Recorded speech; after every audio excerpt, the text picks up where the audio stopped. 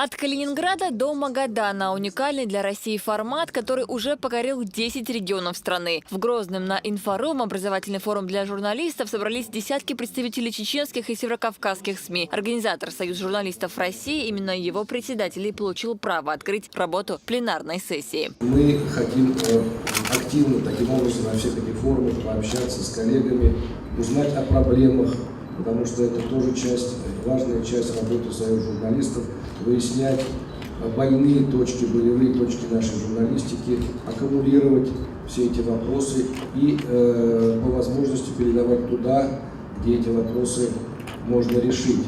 В Чеченской Республике, в отличие от большинства российских регионов, уже много лет действует налаженная система взаимодействия органов власти и СМИ. Однако некоторые издания, как показывает практика, и вовсе не нуждаются в официальных комментариях властей. Поэтому до сих пор остается актуальным вопрос борьбы с фейковыми новостями, как, например, после недавнего нападения на районные отделы полиции. Они нам не задают, как правило, вопросов. Та же самая «Новая газета», например, ни разу ни мне, ни нашим журналистам, ни каналу ТГТРК «Грозный» ни разу не задала вопросов по той или иной теме. То есть им не интересно то, о чем сказать можем мы, имея всю информацию непосредственную, так сказать, на руках.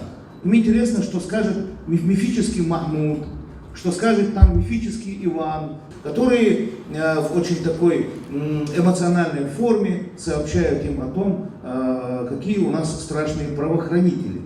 В то время, когда практически на всех ресурсах, включая соцсети, выкладываются видео, где наши ребята, спасшие этот город недавно, вот на днях, да, они буквально были скошены вот этим Мерседесом. Распространение ложных новостей стало глобальной проблемой для всей страны. Поэтому Союз журналистов России приступил к разработке профессионального кодекса этики, который, как ожидается, поможет не только бороться с распространением ложных новостей, но и сохранить профессиональные стандарты журналистов. Много сегодня говорили и об отказах чиновников предоставлять СМИ положенную законом информацию. Свое предложение председатель Союза журналистов России Владимир Соловьев озвучил президенту России Владимиру Путину. Законодательно утвердить варианты наказания чиновников за непредоставление положенных по закону журналисту информации, за отказ в аккредитации, за затягивание ответа на критические материалы.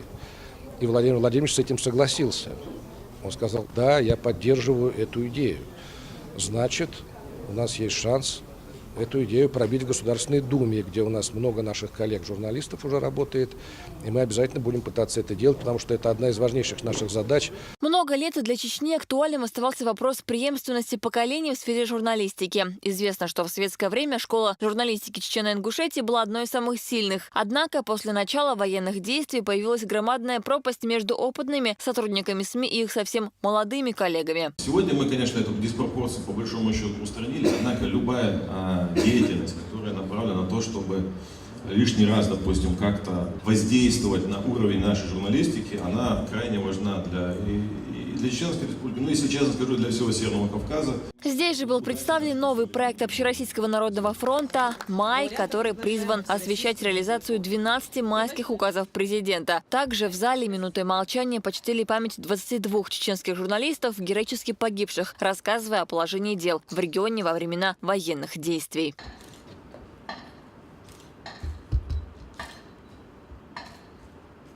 В образовательную программу форума также вошли мастер-классы главного редактора «Русского репортера» Леонида Лейбина, Даниила Запятова, Юлии Загитова и Сергея Мишавкина, который рассказал о газетном дизайне на примере региональных СМИ. Позже всем участникам форума вручили сертификаты. Форум Союза журналистов России в Грозном получился точно. Меня радует, что в Грозном, в отличие от других регионов, люди свободно слушают лекции про социальные сети и с удовольствием задают вопросы.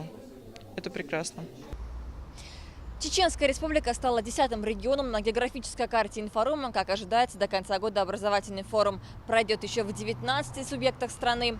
Следующей площадкой станет столица Калмыкии, Элистай. Форум там состоится уже 15 сентября. Сида Сапарова, Влад Баканаев и Мурат Дутаев. Новости.